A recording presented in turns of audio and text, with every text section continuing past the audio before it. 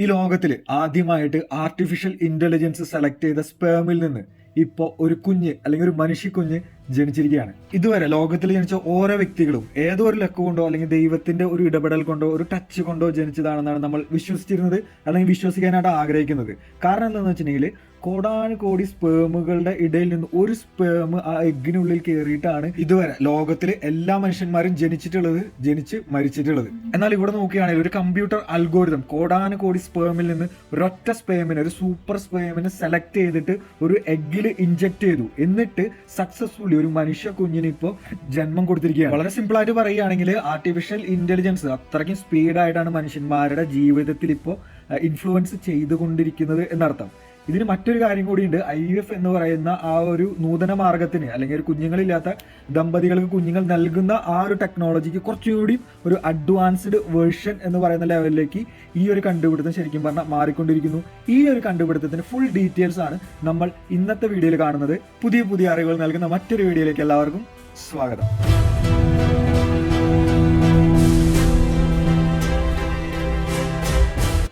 ആദ്യം തന്നെ നമ്മൾ ഒരു ഡൗട്ട് ക്ലിയർ ചെയ്യേണ്ടതുണ്ട്. എന്താണെന്ന് വെച്ചിട്ടുണ്ടെങ്കിൽ എല്ലാവരും പറയുന്നത് ലോകത്തിലെ ആദ്യത്തെ AI ബേബി ഇതാണ് എന്നാണ്.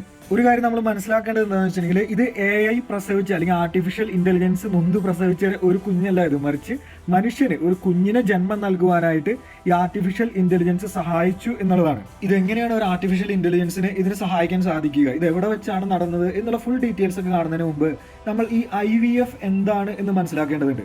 അറിയാത്തവർക്ക് വേണ്ടി വളരെ ഷോർട്ടായിട്ടൊന്ന് പറയാം. ഒരു സ്ത്രീക്കും പുരുഷനും അവരുടെ സെക്ഷൽ കോണ്ടാക്ട് വഴിയായിട്ട് ഒരു കുഞ്ഞിന് ജന്മം നൽകുവാനായിട്ടുള്ള പോസിബിലിറ്റി വളരെ കുറവാണ് എന്ന് കണ്ടിട്ടുണ്ടെങ്കിലാണ് അവർ IVFന്റെ സഹായം തേടുക. അവിടെ എന്താണ് ചെയ്യുക എന്ന് ചോദിക്കുകയാണെങ്കിൽ ആ ഒരു പുരുഷനിൽ നിന്ന് ഒരു ഡോക്ടർ അല്ലെങ്കിൽ ഒരു എംബ്രിയോളജിസ്റ്റ് അദ്ദേഹത്തിന്റെ സ്റ്റഡി പ്രകാരം നല്ലതാണ് എന്ന് തോന്നുന്ന ഒരു സ്പേമിനെ എടുത്ത് ആ ഒരു സ്ത്രീയുടെ എഗ്ഗിൽ ഇൻജെക്ട് ചെയ്യുകയാണ് ചെയ്യുന്നത്.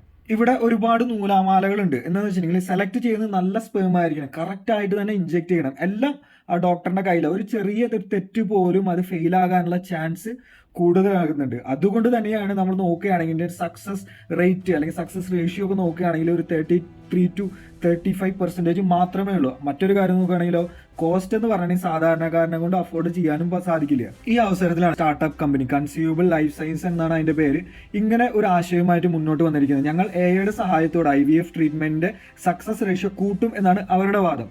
ഇത് മെക്സിക്കോയിലുള്ള ആ സ്ത്രീ അറിയാനിടയാകുകയാണ്. എങ്ങനെയാന്ന് വെച്ചിട്ടുണ്ടെങ്കിൽ ആ സ്ത്രീ അവിടെയുള്ള ഹോപ്പ് എന്ന് പറയുന്ന IVF ക്ലിനിക്കിലാണ് ഒരുപാട് പ്രാവശ്യം ട്രീറ്റ്മെന്റ് എടുത്ത് ബട്ട് അതിലൊന്നും ഒരു കുഞ്ഞിന് ജന്മം നൽകുവാനായിട്ടുള്ള ഒരു ഭാഗ്യം ആ സ്ത്രീക്ക് ലഭിക്കുന്നില്ല. ഈ ഒരു ആശയത്തെക്കുറിച്ച് കേട്ടപ്പോൾ ആ സ്ത്രീ എഗ്രി ചെയ്യുകയാണ്. കാരണം എന്താ വെച്ചിട്ടുണ്ടെങ്കിൽ ഒരു പക്ഷേ മനുഷ്യനേക്കാൾ കൂടുതൽ ആക്യുറസി ഒരു റോബോട്ടിന് ഉണ്ടാകും എന്ന് ആ സ്ത്രീ വിശ്വസിച്ചിട്ടുണ്ടാവും. അവസാനത്തെ ഒരു മാർഗം എന്ന രീതിയിൽ ആ 40 വയസ്സുകാരി സ്ത്രീ അതും പരീക്ഷിക്കുകയാണ്. പക്ഷെ ഇപ്പോൾ ദൈവം അവളുടെ ഒപ്പമായിരുന്നു. അവൾക്ക് ഒരു ആൺകുഞ്ഞിന് ജന്മം നൽകുവാനായിട്ട് സാധിക്കുകയാണ്. മാർച്ചിൽ അവൾ ജന്മം നൽകി കഴിഞ്ഞു. ഇനി നമ്മുടെ AI റോബോട്ട് ഇതിലെ പ്രധാനപ്പെട്ട ആളായി മാറിയത് എങ്ങനെയാണ് എന്ന് നമുക്ക് നോക്കാം.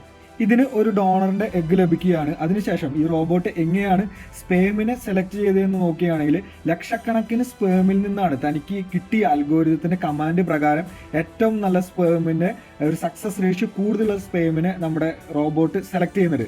എന്നിട്ട് ആ ഒരു സ്പേമിനെ ഒരു ലേസറിന്റെ സഹായത്തോട് കൂടിയിട്ട് ഫ്രീസ് ചെയ്യുകയാണ്. ഫ്രീസ് ചെയ്തതിന് ശേഷം ഒരു റോബോട്ടിക് ആമിന്റെ സഹായത്തോടെ ഈ സ്പേമിനെ എഗ്ഗിലേക്ക് ഇൻജെക്ട് ചെയ്യുകയാണ്. സോ ഇൻജെക്ഷൻ വരെ നമ്മുടെ റോബോട്ട് തന്നെയാണ് ചെയ്തിരിക്കുന്നത്. അതിനുശേഷം ഈ എഗ്ഗിനെ ആ ഒരു സ്ത്രീയുടെ ഗർഭപാത്രത്തിൽ കൊണ്ടുവയ്ക്കുകയാണ്. സിമ്പിൾ ആയിട്ട് നമ്മൾ നോക്കുകയാണെങ്കിൽ ഇതുവരെ മനുഷ്യന്മാര് എങ്ങനെയാണ് ജനിച്ചതെന്ന് നോക്കിയാൽ അത് നാച്ചുറൽ ആയിട്ട് നടന്നൊരു കാര്യമായിരുന്നു. അവിടെ ഇന്ന സ്പേം എന്ന സ്റ്റഡി ഒന്നും ഉണ്ടായിരുന്നില്ല. മേ ബി നമ്മൾ ഓരോരുത്തരും ഉണ്ടായത് എങ്ങനെയാണ് നോക്കുകയാണെങ്കിൽ അതിലൊരു വിധി അല്ലെങ്കിൽ ഗോഡ്സ് ഗ്രേസ് എന്ന് വേണമെങ്കിൽ നമുക്ക് പറയാം.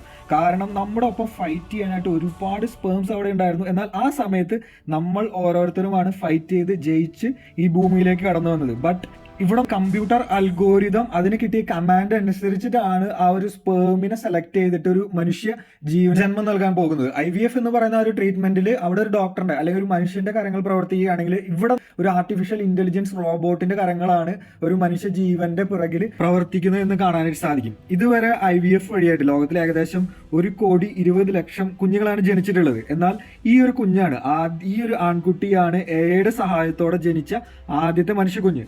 ഇത് ഒരു കോംപ്ലിക്കേറ്റഡ് പ്രോസസ്സ് ആയിരുന്നു. കാരണം കഴിഞ്ഞ 40 വർഷമായിട്ട് നമുക്ക് ഇതിന് ആക്യുറസി റേറ്റ് എന്ന് പറയുന്നത് വെറും 35% മാത്രമേ തരാൻ പറ്റുന്നുള്ളൂ. എന്നാൽ ഇതൊരു AI-ന്റെ ഈ ഒരു സഹായത്തോടെ കൂടിയിട്ട് ഈ ഒരു കാര്യം ചെയ്യുമ്പോൾ, അതായത് സ്പേം സെലക്ഷൻ, സ്പേം എഗ്ഗിലേക്ക് ഇഞ്ചെക്ട് ചെയ്യുന്നത്, ഗർഭപാത്രത്തിൽ നിക്ഷേപിക്കുന്നത് എന്ന് പറയുന്ന കാര്യങ്ങളുണ്ട്. അതിന് ടോട്ടലായിട്ട് ഈ AI എടുത്തിരിക്കുന്ന ടൈം എന്ന് വെച്ചിട്ടുണ്ടെങ്കിൽ 9 മിനിറ്റും 56 സെക്കൻഡുമാണ്. സോ അതുകൊണ്ട് തന്നെ കറക്റ്റ് ആയിട്ട് ഒരു കാര്യങ്ങൾ ചെയ്യാനായിട്ടൊരു റോബോട്ട് ഉള്ളത് കൊണ്ട് തന്നെ നമുക്ക് ഇതിന്റെ ഒരു സക്സസ് റേഷ്യോ എന്ന് പറയുന്ന എക്സ്പേർട്സ് പറയുന്നത് ഒരു 55 റേഞ്ചിലുള്ള ഒരു സക്സസ് റേഷ്യോ ഇത് നമ്മുടെ റോബോട്ട് ചെയ്യുമ്പോൾ ഉണ്ട് എന്നാണ് പറയുന്നത്. ഇനിയും നമുക്ക് സക്സസ് റേഷ്യോ കൂട്ടാനായിട്ട് സാധിക്കും എന്നും എക്സ്പേർട്സ് പറയുന്നുണ്ട്. ഈ ഒരു കണ്ടുപിടുത്തത്തെ കുറെ ആളുകൾ വളരെ നല്ല രീതിയിൽ കാണുന്നുണ്ട്. കാരണം എന്താണെന്ന് വെച്ചിട്ടുണ്ടെങ്കിൽ കുഞ്ഞുങ്ങൾ ഉണ്ടാകാൻ ചാൻസ് ഇല്ലാത്ത ദമ്പതികൾക്ക് ഇതൊരു വലിയ അനുഗ്രഹമാകുമെന്നും, അതേപോലെ തന്നെ IVF ഡോക്ടേഴ്സിനായാലും ലാബ് ടെക്നീഷ്യൻസിനായാലും അവരുടെ സ്ട്രെസ് കുറയ്ക്കാനായിട്ട് ഈ ഒരു കണ്ടുപിടുത്തം സഹായിക്കുമെന്ന് പറയുന്നുണ്ട്. അടുത്തൊരു അതർ സൈഡ് നോക്കുകയാണെങ്കിൽ പല വിമർശനങ്ങളും ഇതിന് വരുന്നുണ്ട്. എന്താണെന്ന് വെച്ചിട്ടുണ്ടെങ്കിൽ ഒരു റോബോട്ടാണ് ഇനി മനുഷ്യന്റെ ജന്മത്തെ അല്ലെങ്കിൽ ജനനത്തെ തീരുമാനിക്കാൻ പോകുന്നത്. മുൻപ് ഒരു IVF ഡോക്ടറായിരുന്നു, അതൊരു മനുഷ്യനായിരുന്നു. അദ്ദേഹത്തിന്റെ സ്പെക്കുലേഷൻസ് മാത്രമാണ്. ഈ ഒരു സ്പേം സെലക്ട് ചെയ്തിട്ടുണ്ടെങ്കിൽ ഇങ്ങനെയാകാം അങ്ങനെയാകാം എന്നുള്ള സ്പെക്കുലേഷൻസ് ആണ്. പക്ഷെ ഒരു AI ഫുൾ സ്റ്റഡി പ്രകാരമാണ് ഒരു സ്പേമിനെ സെലക്ട് ചെയ്യുന്നത്. അടുത്തൊരു ലെവൽ എങ്ങനെയാണ് പോകാൻ ചാൻസ് എന്ന് വെച്ചിട്ടുണ്ടെങ്കിൽ ഇനി എഗ്ഗിന്റെ സെലക്ഷനും AI തന്നെ ഏറ്റെടുക്കുകയാണെങ്കിൽ ഏത് എഗ്ഗാണ് ഏത് സ്പേമിനോട് ചേർന്നാലാണ് ഒരു എക്സ്ട്രാ ഓർഡിനറി ഹ്യൂമൻ ഉണ്ടാകുക എന്ന് പറയുന്ന ഒരു ലെവലിലേക്ക് വരും. അതായത് ഇനി മുതൽ മാതാപിതാക്കൾക്ക് അവരുടെ ഇഷ്ടപ്രകാരം അവർക്ക് കുഞ്ഞുങ്ങളെ ഉണ്ടാക്കാനായിട്ട് സാധിക്കും. ഇന്ന ഹൈറ്റ്, ഇന്ന കളർ, ഇന്ന ഹെയർ, അല്ലെങ്കിൽ ഇന്ന ലെവലിലുള്ള IQ എന്ന് പറയുന്ന ഒരു ലെവലിലേക്ക് നെക്സ്റ്റ് ലെവൽ വന്നു കഴിഞ്ഞാൽ അത് അപകടമാകുന്ന ഒരു സിറ്റുവേഷൻ ആകും എന്നാണ് ചിലരുടെ വിമർശനം. ശരിക്കും പറഞ്ഞിട്ടുണ്ടെങ്കിൽ കഴിഞ്ഞ കാലഘട്ടങ്ങളിലേക്ക് നോക്കുകയാണെങ്കിൽ സയൻസിന്റെ വളർച്ച എന്ന് പറയുന്നത് മനുഷ്യകുലത്തെ സംബന്ധിച്ചിടത്തോളം വലിയ അനുഗ്രഹമായി ഭവിച്ചിട്ടുണ്ട്.